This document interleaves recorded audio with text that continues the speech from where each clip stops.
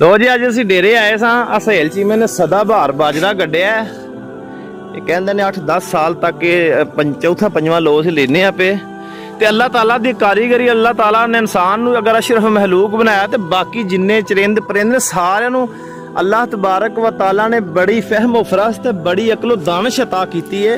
मालक है ना वो नज़र आउंदा अपने पैदाकार जिहड़े ने उन्हां दीयां हिकमतां, उन्हां दीयां सियाणफां तो भी मालक नज़र आउंदा है। आ वेखो जी आग चिड़िया दा घोंसला है। उन्हें वेखो जवार दे होशे दे विच अगे भी एक वीडियो बना चुके हैं। आ मैं अगे पिछा के तुहानूं विखावां। वेख लो ने अपना घर कित्थे बनाया है। देखो माशाअल्लाह सुभान अल्लाह। आ देखो जी, देखो 4 अंडे विच पे ने माशाअल्लाह। ये अली चीमा साहब ये अंडे मैं पहली बार वेखे ने, रंग भरंगे ने। देखो ना, आ देखो केड़ी चीज दे हो सकते ने। ये चीमा साहब नूं मज़ीद पुछया जाना है।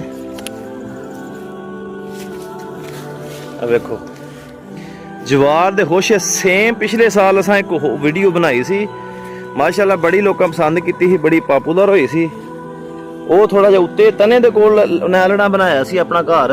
ए उन जड़ जी दे विच जवार दा होशा और बूटा है, ओदी जड़ दे विच उन्हें अपना जिहड़ा ना आलना बनाया। चीमा साहब ये किस परिंदे दे हो सकदे ने अंडे? छोटी जी सलाई चीड़ी सहेल चीमा साहब ने ओहदे अंडे ने। ते चीमा साहब ये हुण की करोगे, बच्चे निकलन तक तुसी ये बूटा वढ़ना नहीं। आ देखो चीमा साहब ने खेड़ां तो सारा बाजरा वढ़ छड़िया ते उन्हां ने वो बूटे 4 जिहड़े सन जिन्हां च ओ सलाई चिड़िया ने अंडे दिते, इन्हां ने खिलार दिता ते तुसी वढ़ना नहीं। जदों बच्चे इहदे निकल आए इंशाअल्लाह ताला फिर बेशक वढ़ लिया जे। वेखो अल्लाह ताला दी कुदरत जी, हिकमतां नाल भरिया मालक दियां कुदरतां। है जी मोटरवे वे।